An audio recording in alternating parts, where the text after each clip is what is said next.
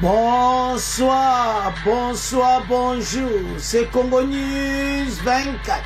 Bande Konanga, comme toujours avant de commencer notre émission, nous disons merci à Dieu. Nous disons merci à nos chers abonnés et téléspectateurs qui nous suivent partout dans le monde et en RDC. Bande Konanga, soyez les bienvenus. À la une, chers téléspectateurs, Matata Mponyo bientôt aux arrêts. Suivez son interview bandeko sur cour constitutionnel Bokoyokaye. Alors, on va le yindi monte pelikutu à lobby même sur Kabila. Tous en a connecté peut-être développer en émission d'absolu. Deuxième point chez téléspectateurs. Perquisition bandeko à la résidence du secrétaire de PPD de Kabila. Donc, oyoka réaction à Kabila, donc oyoka somme. Et puis, Bokoyoka, avocat, il y a Frank Diongo, oyo aekoloba sur Frank Diongo. Bande ko tozala connecté, peut-être développer mon émission d'abisso. Parce que, déjà, moteze ya kopela. Bande ko, makamweza minene awa parce que, oyoka Diongo a comme malade, aza malade, alors tokoyoka avocat na ye pe toko développer en émission là-dessus. Troisième point chez téléspectateurs et yindi bandeko Kagame sort de son silence sur rapport ya ONU boyoka bandeko réaction en direct à Kigali parce que yindi libango. Alors tous à la connecter peut-être développer en émission là-dessus. Bandeko, émission d'Abché Bandi et comitante sur l'ensemble de la situation politique à RDC. Toko Banda da Matata Mponyo. Bandeko, Matata a éco ça l'interview. Parce que dossier naïe, donc, et l'amour qui quoi, donc, Oyokaka, surtout à sa réalisation, les Azaki ministre des Finances. Alors, Bandeko, a lobby même sur Kabila. C'est Congo Holda, à lobby, selon la constitution, ma camion sa sagla, c'est le premier ministre Bako Hollanda été. À lobby Congo Holda, et ce monde balande Kabila. Donc, ce que vous comprenez, comme moment que oui, bateau, il va préparer la constitution, oyo, et ça pour na bango. Alors, mais justice en tout cas, bazo sala boulot na bango très bien. Alors, yazana deux dossiers. Bukanga Lonzo, na dossier à sa réalisation ya bambongo abatu. Bata va perdre ba bien na bango ba biloko ebele. Alors, maintenant, cour constitutionnelle bazo kena deux dossiers.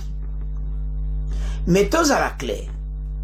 Le premier dossier à Bukanga Lonzo en tout cas, et ça moi passe pour Bakangai. Il sera aux arrêts na dossier ya sa réalisation parce que Zaki ministre des Finances. Donc, Bakanyonso, na RDC selon la constitution, va changer yango. Mutu, oyo premier ministre, beba nyonso basala, oko Hollanda iti. Président de la République, ma nyonso ya sala na lera au pouvoir, oko Hollanda iti. C'est la constitution. Zomona. Donc, etikali nango. Pour la Kolanda Bango, il faut qu'on change la constitution. Basat Maïli. Donc, Bukanga Lonzo, en tout cas, bako tika na bango ye kote wana. Mais, Cour constitutionnelle basat très sage. Procureur Mukoka Lobi, baso lande na dossier à sa réalisation. Parce que au monde de Basawana, selon constitution, Matata Mponyo na Bukanga Lonzo passe à sa premier ministre. Oko Kangeti. Et tikali pe bon. Constitution ko changer onde. Et puis, Congo hold up. Yango Matata Mponyo pe lobby. Pourquoi balandi Kabila dit? Parce que constitution lobby que ba poste à premier ministre et président de la République. Mbeba nyoso basalaki na leba zaki na ba poste wana. Donc, bako za la poursuivre. C'est la constitution. ya matata mpoya zaka firme sikoyo akutani na dossier procureur aza mayele bakangi na dossier ya zarianisation bambongo bato matata mponyo aza na problème sérieux il sera aux arrêts abosane kudu makambe élection parce baokanga bambongo wana aza na preuve nango te akopesa ngo ndenge nini yango toyesa bakongole tala bato oyo en tout cas makambo asali mboka baconstitution na nde bachange yango na ndenge na bango yango bato PPRD bazaka fier. Alors maintenant le dossier Matata Mponyo est puni. Alors Matata, qu'est-ce qu'il a fait? Il est allé porter plainte contre Bayati Lukwebo et Tazobuka Constitution. Alors que Bayati a salma kamusu de kako akala wana wabotola ki immunité parlementaire. Alors, lettre fraîche et côté la cour constitutionnelle. Yaya bazo sambise bandeko ba matata batangu simboko mabe baza batu mogu lelo bakoya koloba na bakongoleti basali mboka modo ndenge koma ki mawatu tala ba preuve ngo bukanga lonzo Congo hold up et tout ça azo pena courage à koloba et ce Congo hold up et ce qui wapi et c'est justice bazo landae de dire maneni notre balandi kabilate tant to comprendre bandeko to telema que l'heure est grave. Matata, donc, n'a pas projet naïe, aïe, kaki butosia bukanga lonje kundami, ba okangete. Mais tout temps. Matata bientôt aux arrêts, suivait son interview sur cour constitutionnelle. L'ancien premier ministre Matata Mponyo a déposé un réquisitoire. C'est jeudi 22 juin. Bandeko au greffé, il y a cour constitutionnelle en lien avec la réquisition du procureur général près de cette juridiction, Jean-Paul Moukoko. Le président du parti LGD accuse cet officier du ministère public de demander à son co-accusé, l'ancien ministre délégué aux finances, de témoigner contre lui. Je récuse le procureur général près de la Cour de Constitution, comme je l'ai fait hier avec le président du Sénat. Apporter Bayata plainte, apporter procureur plainte. Atatozaka na problème. Lorsque vous avez confiance au procureur général, les droits des réquisés, c'est une action conforme à la loi, a dit Matata Mponyo. Et d'ajouter, il y a plusieurs actes qui démontrent que le procureur Jean-Paul Moukoko n'est pas juste.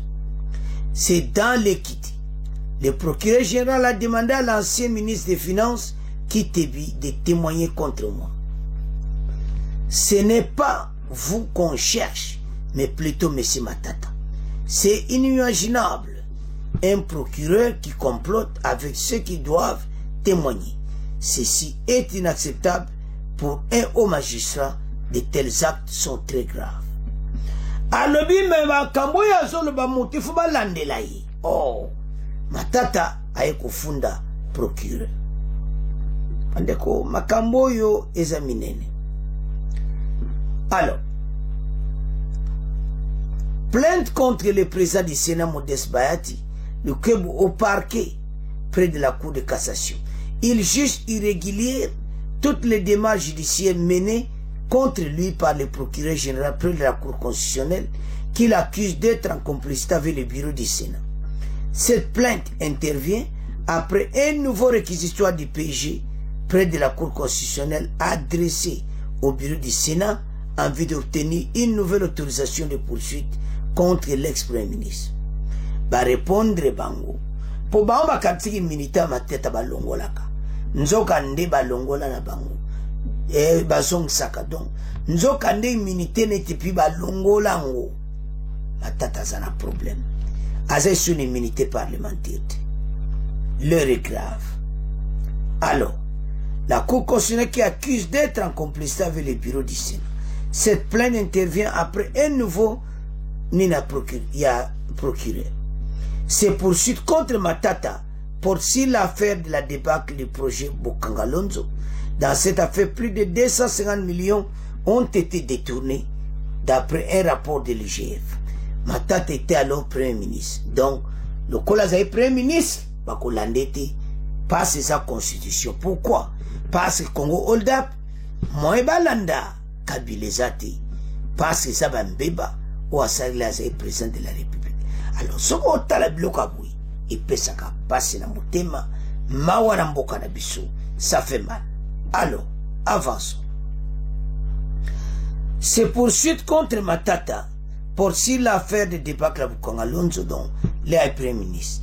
Le deuxième dossier, pour lequel le PG voulait obtenir de nouvelles poursuites, concerne des faits de détournement des deniers publics, des fonds destinés à l'indemnisation de 300 personnes qui seraient propriétaires des biens arianisés. Le procureur général près de la Cour constitutionnelle relève qu'Augustin Matata Pogno avait conclu en 2011, alors qu'il était ministre des Finances, un protocole d'accord en vue de permettre au gouvernement congolais d'indemniser 300 anciens propriétaires des biens sarianisés. Devenu Premier ministre, Matata Pogno aurait décaissé 110 907 681 000 dollars et 27 894 707 92 euros entre 2010 et 2013. Toujours, selon réquisitoire des enquêtes menées au sein de la Direction générale de la dette publique, n'est trouvé aucune trace de ces 300 créanciers qui auraient perdu beaucoup de choses. Bandeko, Tolanda Siko Matata Pogno, bon auto avancé. Le sénateur Matata Pogno dénonce l'utilisation de la justice par le pouvoir en place pour l'éliminer de la course à la présidentielle prochaine, dit-il. Dans un point de presse tenu hier à Kinshasa, l'ancien Premier ministre dénonce ce qu'il qualifie d'illégalité et irrégularité d'un nouveau réquisitoire pour la levée de ses immunités au Sénat. Il appelle le président du Sénat et le procureur général près la Cour constitutionnelle qu'il accuse d'entreprendre cette démarche anticonstitutionnelle de respecter la loi du pays. Matata Pogno est au micro de Grâce Amzati.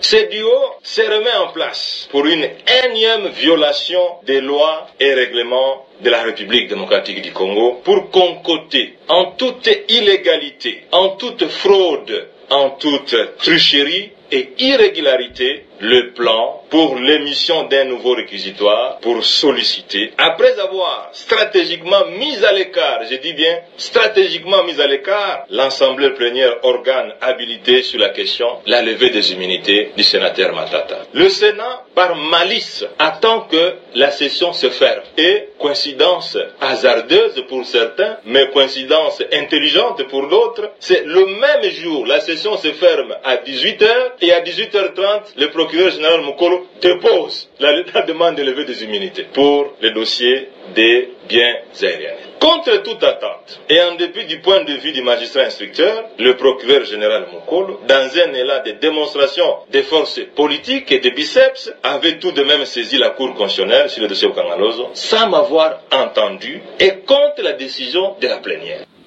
Notez par ailleurs que Matata Pogno affirme avoir porté plainte contre le président du Sénat Bahati, car, dit-il, ce dernier viole la Constitution et les lois du pays dans le but, je le cite, de m'éliminer politiquement des élections présidentielles en faveur de son candidat Tshisekedi. Fin de citation. L'ancien Premier ministre dit par ailleurs avoir retiré toute sa confiance au bureau du Sénat. Le dossier est vide. Le dossier n'est pas judiciaire. Le dossier est politique. Il s'agit d'un acharnement politique. La stratégie longtemps concoctée met à ce jour à nu une sorte de gangstérisme qui s'installe au sein de hautes institutions pour éliminer certains candidats aux prochaines élections de 2023. On ne s'en cache plus. Parce qu'aujourd'hui, si je me retire, vous allez voir que tout le processus va s'arrêter. Je n'ai pas peur de comparaître devant la justice, mais conformément à la loi, je dois comparaître selon les exigences de la loi. Si la Constitution, qui est la loi suprême, dit vous ne pouvez pas juger un ancien Premier ministre, c'était justement pour éviter les règlements de comptes dans lesquels nous sommes aujourd'hui. Combien de gens ont détourné de l'argent ici? Les dossiers RAM, 300 millions de dollars ont disparu ici. Mais où sont les procureurs généraux? Pourquoi on ne les poursuit pas? Les dossiers Tchilé-Tchelou, les dossiers Congo Holda, avez-vous déjà entendu un procureur général? Je ne fuis pas de me justifier devant la justice, mais pour éviter l'injustice dans laquelle on se trouve aujourd'hui, je veux que cela se fasse conformément au texte comme dit la loi. Chers téléspectateurs, Obalwake Yindi, Matata Mponyo bakansi baleki justice mayeli a se pencher sur bambeba oyo bakometa kikala ya zolobake ya ebelo côté, mais et comme moi na que en tout cas azana problème sérieux.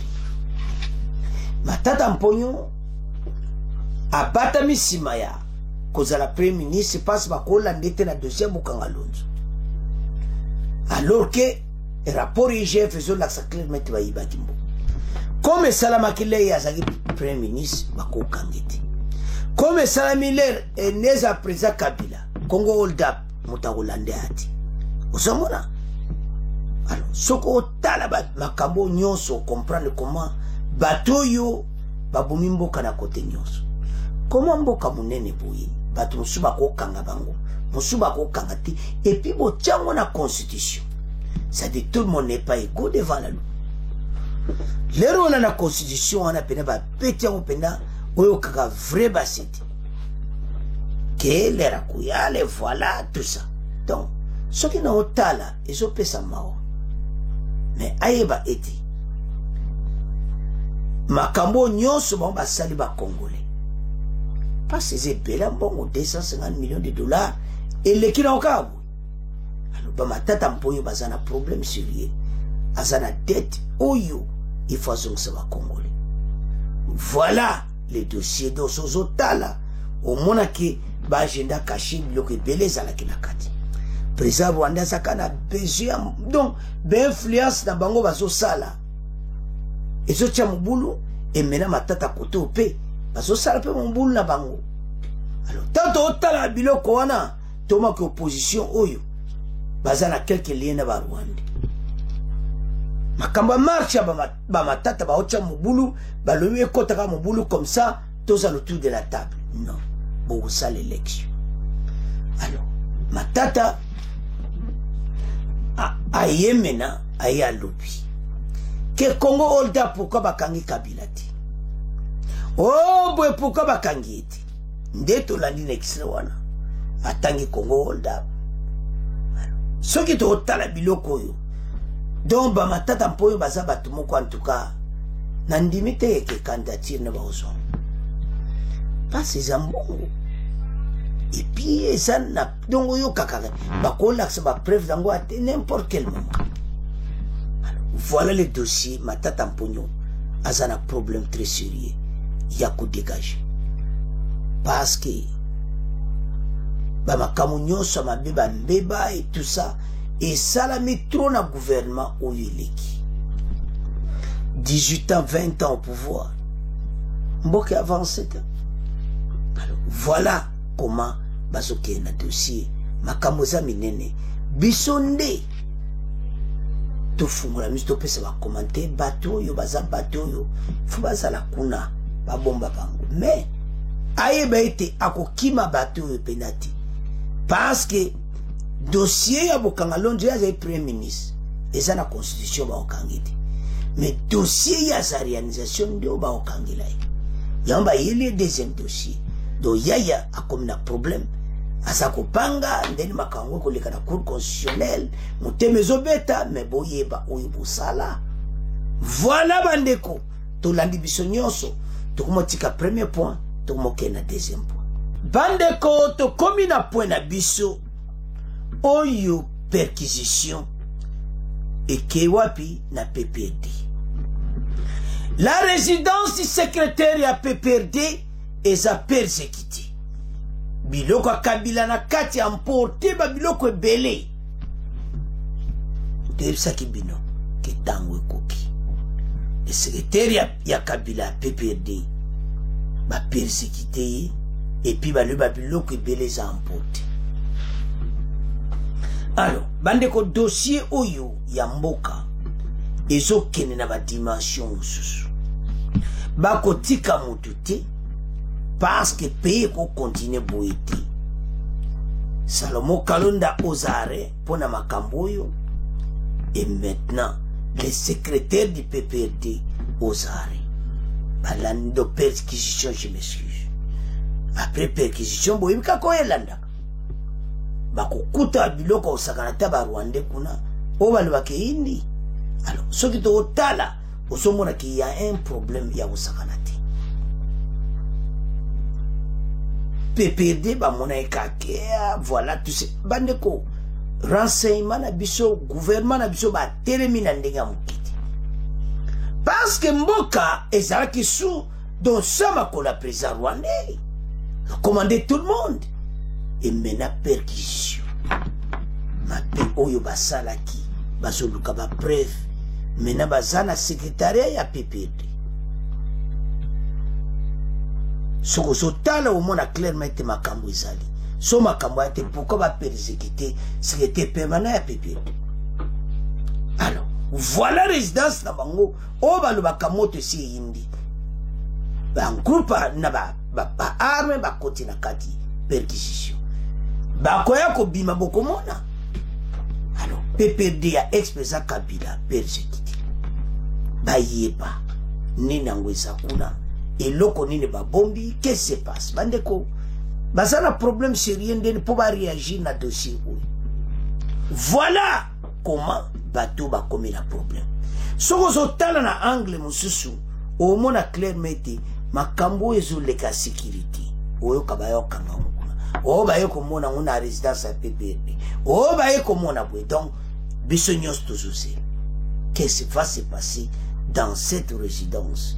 Il y a moko ya balobeli il y a ex-président Joseph Kabila. Alors bateau to tanga bon to comprendre ya après to koyana diongo bandeko et yindi perquisition à la résidence du secrétaire de PPRD et puis réaction de Kabila. La résidence de Dunia Kilanga, secrétaire national du PPRD, parti politique pour la révolution de la démocratie, chargé de la mobilisation et propagande, a fait objet de perquisition par des hommes lourdement armés dans la nuit de mercredi à jeudi 22 juin à Kinshasa, a indiqué ces partis. Ces hommes présentés comme étant militaires, policiers et agents de services spécialisés ont, d'après un communiqué du PPRD, notamment emporté les insignes du parti et les effigies de l'ancien président Kabila. Makamboza minene pour na effigie nyonso baza ko emporter. Sans nul, tous les régimes en place radicalisent dans la dérive dictatoriale. Cinquième, dans la terreur intimide tout celui une opinion contraire. A dénoncé le PPRD dans un communiqué signé par le secrétaire permanent Ramazani Shadar. La famille politique de Kabila souligne qu'il s'agit d'un acte de violation des trous. Cet ignoble cumulé à d'autres instructions et d'attaques ciblées. Nos cadres et militants sur l'ensemble du territoire national démontrent comme les régimes fait mandat bandeko makamboza minene c'est pour de son obligation de veiller à la sécurité des citoyens congolais en instrumentalisation les agents et les services de l'État contre les opposants. PPRD sur le recul de la démocratie et la violation flagrante des libertés en politique à RDC. Alobi oyo ezamawa bazako violer démocratie. Alors voilà makambo komeli expresa Kabila tomeka ko développer après tout yana Frank donc Diongo parce yepe azozare mais balobi kenzo teza biente bon libanda bazaka normal mais tant kako kangi donc et comme Senga était Yémena bayeba que se passe alors bandeko Frank Diongo est victime d'un enlèvement pur et simple, malade et n'a pas pris ses médicaments sans nourriture depuis 6 enlèvements, affirme John Omega, avocat de l'opposant politique.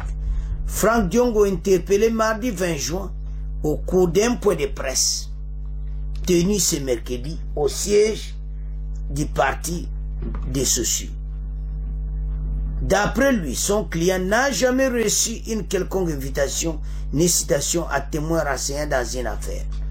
Client nae na natia kozwa yangote na makambo oyezoleka. L'honorable Frank Diongo, en effet, détient également une arme et revolver d'autodéfense avec l'autorisation du ministre de l'Intérieur. Il a même les documents qui l'autorisent à porter cette arme et il a même mentionné payé des frais pour ça. Dire qu'il détient illégalement une arme, ça m'étonnera. Bon. Bato yo makamba arme yezo koma ebele bandiko. Na Diongo pe asa comme na arme donc faut ba kanga bato ba arme bazwa ki ondenge nini parce que mboki koza la bolite bandiko. Do citation oyo yango tomeka kosolola yako. Madame, Messieurs, bonjour. Frank Diongo est victime d'un enlèvement pur et simple. Il est malade et n'a pas pris ses médicaments et sa nourriture depuis cet enlèvement. Ces affirmations sont de l'avocat de l'opposant politique enlevé depuis mardi. Au cours d'un point de presse hier au siège du parti MLP de Frank Diongo, John Omeata dit déplorer les spéculations des réseaux sociaux. D'après lui, son client n'a jamais reçu une quelconque invitation ni citation à témoin ou renseignant dans aucune affaire. On écoute John Omeata, avocat de Frank Diongo, au micro de Jeff Ngoy. L'honorable Frank Diongo, en effet, détient légalement son arme qui a été autorisée par le ministre de l'Intérieur. C'est une arme à feu. Un revolver. Un petit calibre. Non, nous avons un revolver pour l'autodéfense. Et nous avons brandi dans les réseaux sociaux toutes les pièces qui attestent que du début à la fin, il a été autorisé. Il a même payé les frais pour cela. Mais aujourd'hui, dire qu'il détient illégalement l'arme, je pense que ça m'étonnerait. De deux, dans le procès Salomon, il n'a reçu aucune invitation de la part de magistrat instructeur du dossier pour qu'il puisse comparaître comme renseignant ou témoin. Dans un état de droit, on respecte la procédure. Et la procédure, c'est l'invitation normale et puis la personne comparée. Mais l'arrêter dans ces conditions, ça devient un enlèvement, purement et simplement, puisqu'on ne connaît pas là où il est. J'ai entrepris les démarches depuis hier pour retrouver mon client. Personne n'accepte qu'il détient Frank Diongo. Bandeko Frank Diongo aza malade. Donc bango tusoka bakangi bango yepa comme malade. Alobi bolandi avocat neke bakisi na kene nango te do c'est-à-dire batika yo mela bakisi. Alors il faut baza la bo piteuse à la kuna kata place ba kangela bat parce que bakotike bongo te mais na ebete kunezari bazana problème cour militaire. Akamba arme donc yepe nazana problème ko beta yango parce que aosimba arme illégalement mais yazolobake azana autorisation. Alors bandeko nangai avançons. Bandeko totangi matata mponyo tolobaki déjà bozomba za même client maintenant et comme perquisition et pas entourage ya Kabila. Secrétaire ya PPD perquisition bazoluka nini kuna yango ndeza makambi nini quand Kabila za perquisition salami panaye beaucoup mona ke makambo ça parce que à sa secrétaire à PPD alors ba Kabila ba yoko pesa réaction na baunde totangi wana balobi ke acto eza pena mabe bakani ko condamner gouvernement et tout ça mais bazoluka ba preuve mboka ezozika makambo ebele esama na mboka on ne sait pas banani bazokopere na Rwanda et puis preuve komona kaka.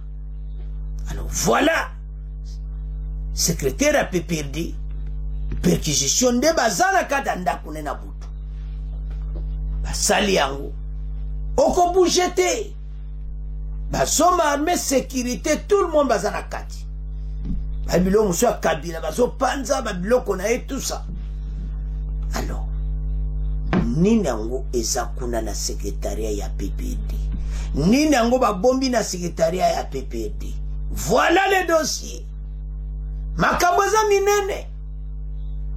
Alors maintenant bayeba passe ebimisa ba preuve perquisition ba quand passe bayeli bango brisque na butu la nuit du mercredi na kati ya bureau ya Kabila koko bureau ya PPRD une résidence ya secrétaire permis ya bango résidence ba beti porte à résidence nae allez secrétaire afungoli akoti perquisition osaye loko olobati bandi koluka donc ceux qu'ils ont emporté toya kwa suite après bandeko tozo vivre tant moko biso toza vigilant pona mboka président Rwanda zo sala nyoso oyo ka réaction na po asuka azo réagir sur makambo oyo rapport à Nations Unies mais ça tient un problème.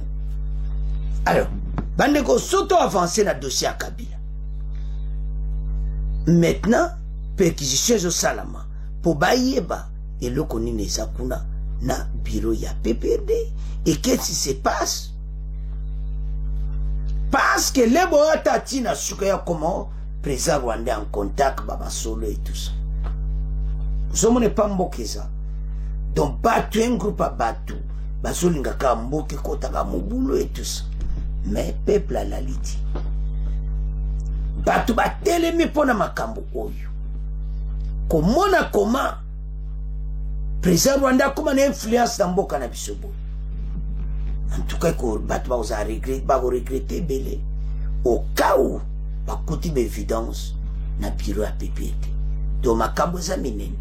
Alors ce totala ezomona clairement était direction yango. Alors wana parce il faut balanda batu ba persécution ba ça ba perquisition pour bayeba nini esbatami kuna. Voilà. Alors Kabila en colère ba sepel nangote toke na Frank Diongo alobi ye en tout cas ameli bakisiti nzote ça bien te tolandi wana qu'il est malade. Alors mais ndenge na yebi en tout cas babotikete azoluka batikai liberté provisoire. Non, je suis pas sûr. Mandeko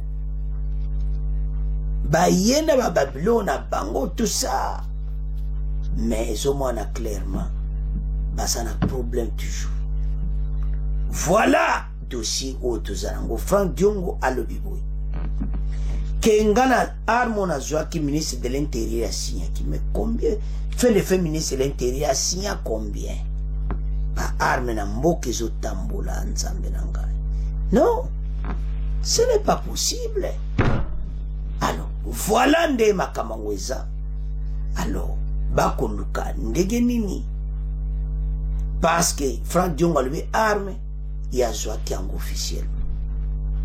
Alors bakolanda bayeba que c'était passé et tout ça. Donc bayeba ete makambangwe bandi ki Salomé banda bako fouiller partout koyeba vérité bato bazo trahir et décès babima na poisa parce que trop c'est trop.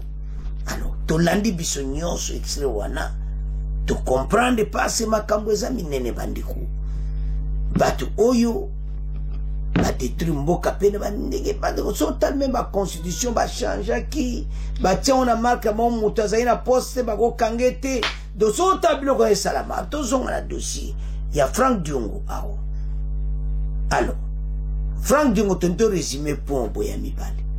Frank Diongo bolandi avocat na bia yebe le côté mais bazo continuer perquisition ex-président Kabila Yé makamwa Congo Holda balanda qui était matata mpoyo bolandi ndenga lobi pourquoi balanda kaye parce que eza injustice donc batebele bayiba mbome mbongo ngo koma ya okabola liyo to wayibi non toko continuer bongo te voilà bande ko ngai donc to landi biso nyonso bo pesa sko ba commenter pe bo partage alors to motika deuxième point to mokena troisième point alors bande ko to comme na point oyo le président rwandais azo contredire rapport ya Nations Unies rapport oyo ebimaki na makamu nyonso mabe oyo 123 basali na mboka na biso le président rwandais alobi ke rapport wana basana ba preuve te na makambo wana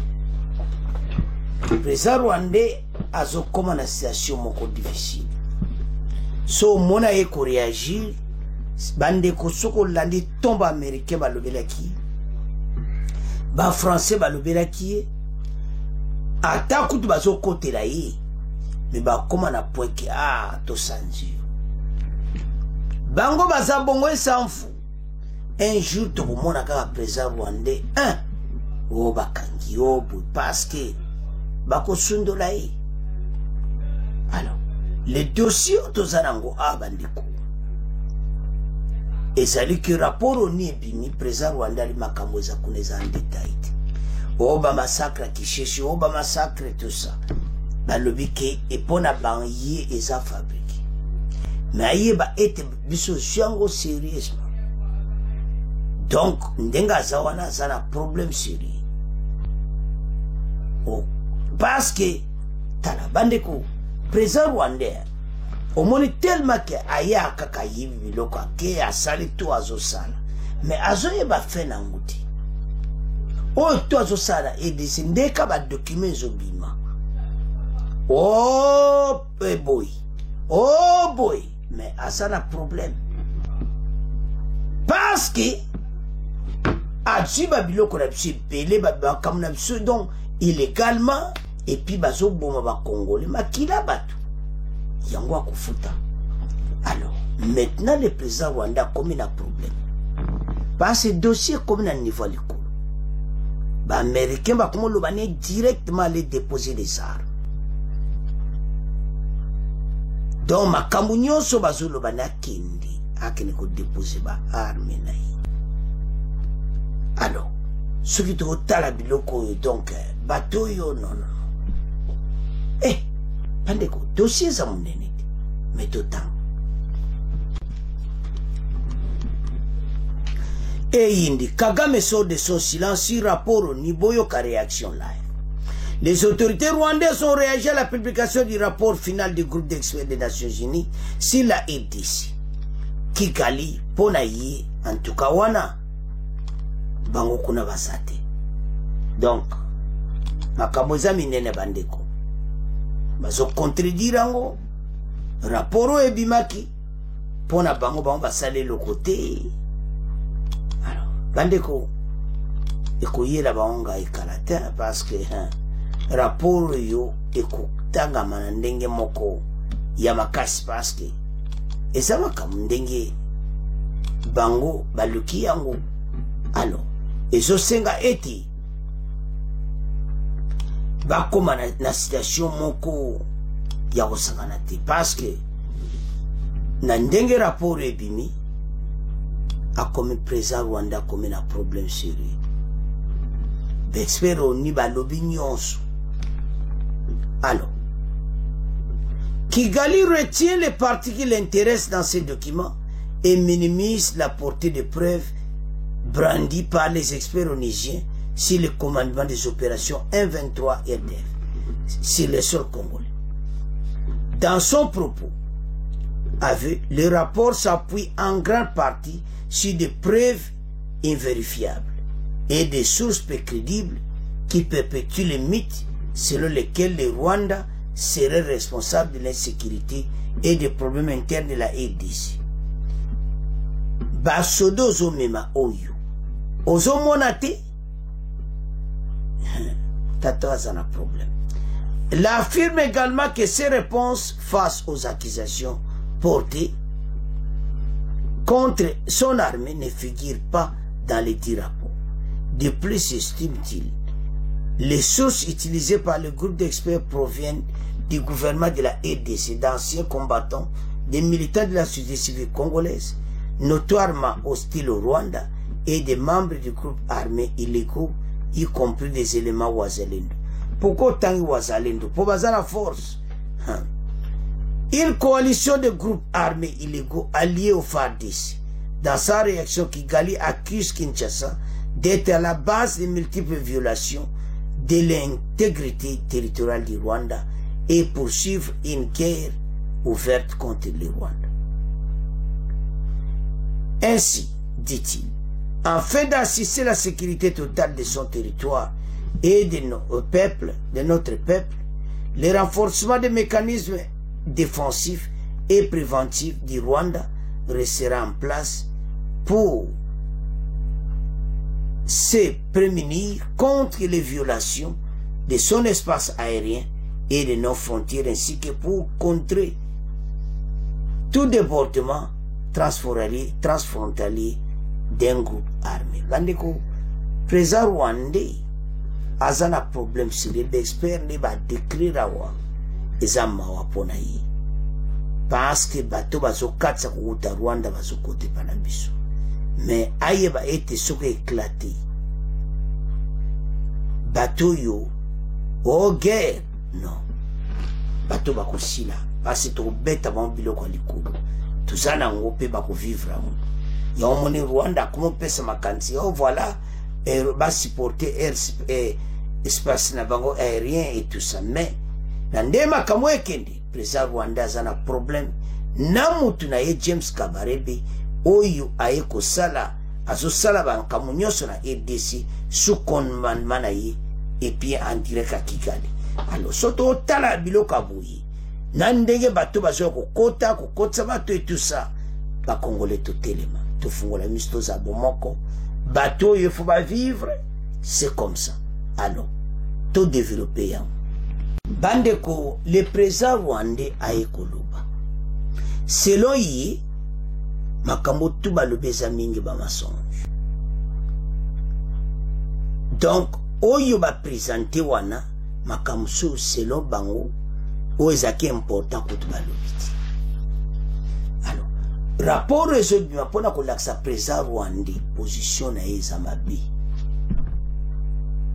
Osomona. Alors, maintenant, makambo bango ba osala pona mboka na biso. Mais pas ko vivre yango bandeko. Alors, maintenant, dans ce dossier, il y a un 23, babomi batebeli. Président Rwanda ta contredire na ye ayeba ete babomi batebeli. Pe bakolande la bango. Et sa possibilité. Parce que tala bandeko, tant on tala dossier à Rwanda, nande ba bana makambo nde katolo ba chaque fois émission. Président rwandais azo mona pena la ndinga zo résister na makambo, c'est-à-dire amona ke so ba katika bi makambo oyo kop na ekufi mayeba ete mbalo ekukufa. Parce que batu sozo tala ba mouvement na bango be incursion na kata mboka na biso et tout ça et mené comme étant dossier ba vanza ya oyo tout ba sali ba mbeba et puis ce n'est pas possible. Mais l'autre ntoloba et ça que président rwandais peut mailler les siliers ba stratégie mokoza mboka et salipi. Alors ce qui to tala dossier to zalango ezo mwana clairement été Rwanda nabatu na ye 1-23 kalate bakosila. Parce que tu ndegeza wana biloko alikole okwela batu uyu. Yele nazo wanganati. Babomaki batu te et tout ça. Mais kaka ba occidentaux wana bazai kokote la ye yangwane bimiti. Bandeko Occident soit bien balukela ko balukela yo. Alors, surtout tala dossier au mona clairement était président Rwanda zana makambo ebela zoluka mazozo yango. Alors tika la peko swati oyo bazo continuer bazo epana biso biso pe tozwa ba position à défendre mboka contre toute attaque oyo déranger mboka na biso bandeko moko so tali mboka na biso en tout cas oyo kina mawana makambo ebele tozana ngona est ba politicien boko solo là mais pas comme ça RDC opposition comme nango ennemi et tout ça non. Alors bandeko les dossiers tozanango ils ont là ça clairement été présent Rwanda comme un problème à makasi parce que à dossier oyo ekoye là donc à mon apenda que donc oyo ka kusarate alors tomeka ko résumé en boy il y a le bique rapport eza lokuta mais expert ya ONU kako bango bakumisa ka bango ti au monde to loba kitala kaka bango bazokotela ye bango pe bakubalukela ye lelo ko tunati o e komende na donc ndega sasa tshana problème presa Rwanda kalate akokuta na kakabu kandinga voyage donc koto déjà ozana plainte tambola nango pa basimbie CPI ndenge ba aventure kozala ndenge ba komona makamu na bango parce que trop c'est tout pays oyo en tout cas na makamu nde bato bazo menacer biso ba konzi bo bongsa army to comme na pona président Rwanda ba makela ocha un jour pena blender frontière wana ou beto botona quartier moko Rwanda pour ba mona force na biso mais la montée en puissance à faire des Zakouya. Baeba été, bako vivre, pe bako monnaie. Voilà les dossiers. Alors, bandeko, c'est à ce point que comment clôturer mission Abisso. Pour continuer à s'abonner massivement, pour partager. Au revoir, à la prochaine.